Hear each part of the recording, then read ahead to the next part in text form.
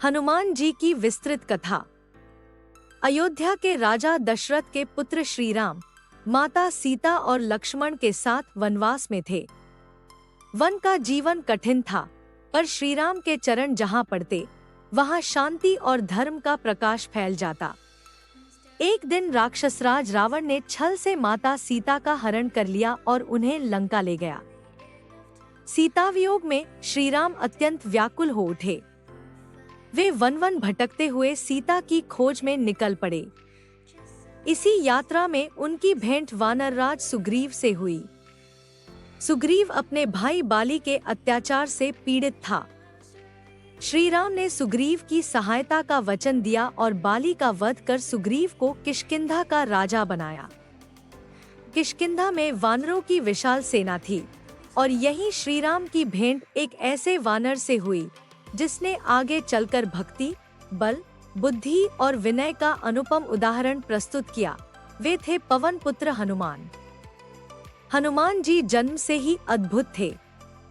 वे पवन देव के पुत्र थे और बचपन से ही असाधारण शक्ति के स्वामी थे।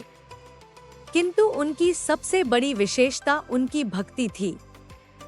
वे स्वयं को कुछ नहीं, केवल श्री राम का दास मानते थे। जब हनुमान जी ने पहली बार श्री राम को देखा तो उनके हृदय में ऐसी भक्ति जगी कि वे जीवन भर राम नाम में लीन हो गए। सीता की खोज के लिए सुग्रीव ने वानर सेना को 4 दिशाओं में भेजा।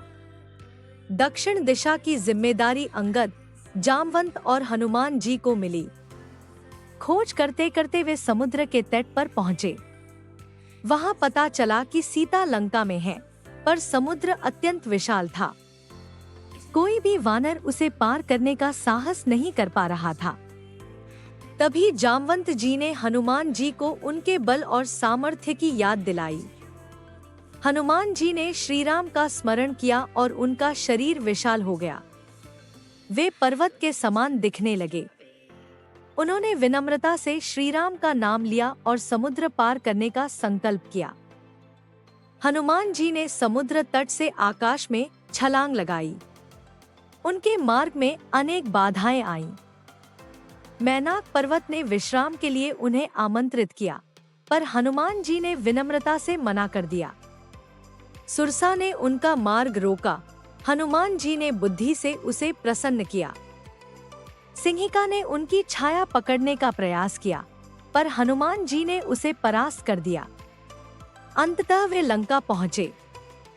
लंका में प्रवेश करते ही उन्होंने अपने शरीर को छोटा कर लिया। रात्रि के समय वे अशोक वाटिका पहुंचे, जहां माता सीता दुखी अवस्था में बैठी थी। रावण उन्हें डराने धमकाने आता था, पर सीता जी श्री राम के नाम में अटल विश्वास रखती थी। हनुमान जी ने वृक्ष पर बैठकर धीरे धीरे राम कथा गानी शुरू की। सीता जी चकित हो गई।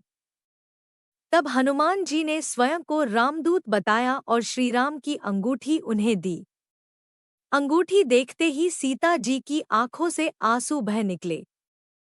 हनुमान जी ने सीता जी को आश्वासन दिया कि श्री राम शीघ्र ही उन्हें मुक्त कराएंगे। सीता जी ने अपनी चूड़ामणि हनुमान जी को दी, ताकि वह श्री राम तक उनका संदेश पहुंचा सकें।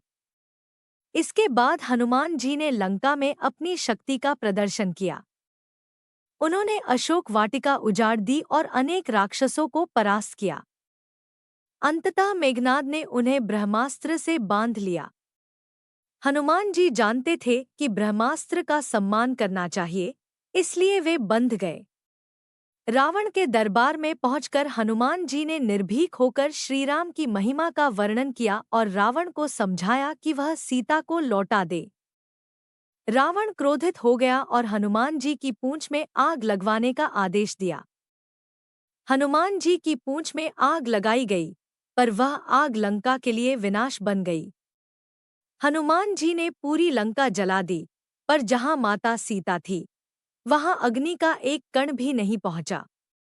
इसके बाद हनुमान जी समुद्र पार कर वापस श्री राम के पास पहुंचे और सीता जी का समाचार दिया। श्री राम अत्यंत प्रसन्न हुए और हनुमान जी को हृदय से लगा लिया। इसके बाद लंका पर चढ़ाई हुई।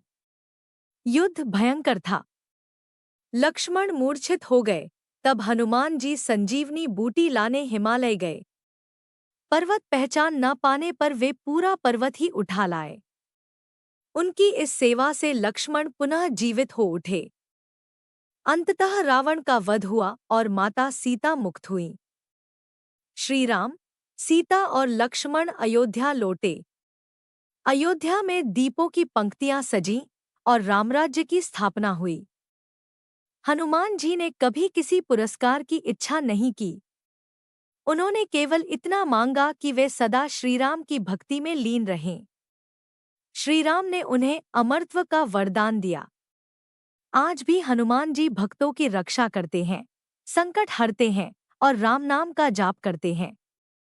यह कथा हमें सिखाती है कि सच्ची भक्ति में अहंकार नहीं होता, सेवा ही सबसे बड़ा धर्म है और राम नाम में असीम शक्ति है। हनुमान जी का जीवन साहस, समर्पण और निस्वार्थ भक्ति का अनंत उदाहरण है।